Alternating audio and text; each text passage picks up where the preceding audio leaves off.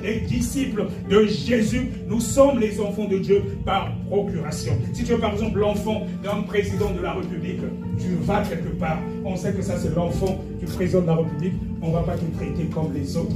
C'est-à-dire qu'il y aura toujours une différence. Donc même quand nous partons dans différents endroits, même dans ton milieu professionnel, du moment que tu sers Dieu en esprit et en vérité, c'est toi le patron qui est là. Ce n'est pas la patronne ou le patron qui est là. Au niveau spirituel, du moment que tu as Jésus, le véritable patron, c'est toi. Ce n'est pas la personne que tu vois qui est là, qui t'a peut-être embauché. Si tu as Jésus, cette personne n'a pas Jésus, c'est toi le véritable patron. Tu n'es pas n'importe qui. Dans le spirituel, tu es très grand. Donc tu dois garder cela en toi. Alléluia.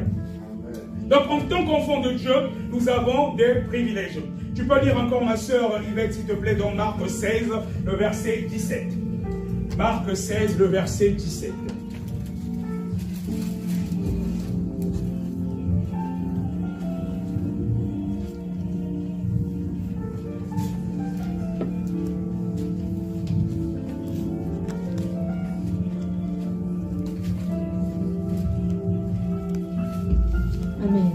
La parole de Dieu, notre Jésus. Voici les miracles qui accompagneront ceux qui auront cru. En mon nom, ils chasseront les démons, ils parleront de nouvelles langues. Amen.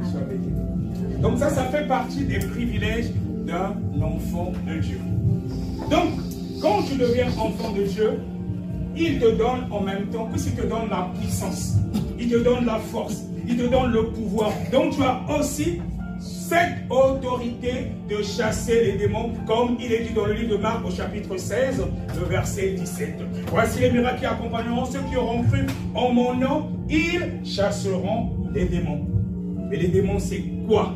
Ou les démons, c'est qui? Ce n'est autre que des anges déchus.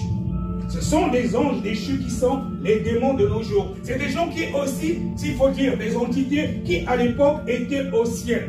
Mais comme ils n'ont pas glorifié Dieu, ils ont été déchus de leur pouvoir et Dieu les a précipités sur la terre dans différents endroits avec le diable. Et toi, quand tu reçois le Seigneur Jésus-Christ comme ton Seigneur et Sauveur, c'est lui-même qui vient habiter en toi. Donc, il te donne cette autorité, justement, de chasser les démons. Et c'est pour ça que dans les délivrances, deux fois quand on prie, il y a des esprits, des entités qui se manifestent, deux fois Azazel, deux fois parfois le diable lui-même. Tout ce monde-là, ce sont des anges déchus.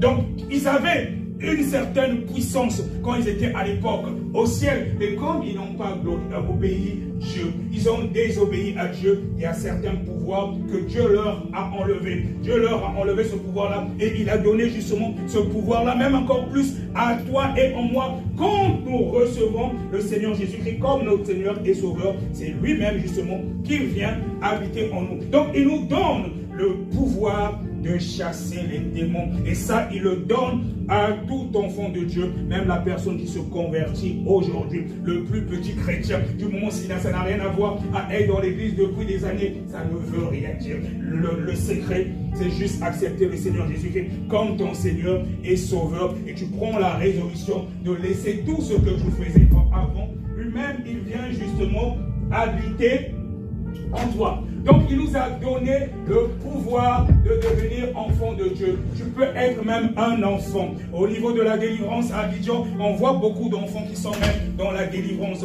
qui prient pour les gens. Parce que chez Dieu, il n'y a pas une histoire d'âge.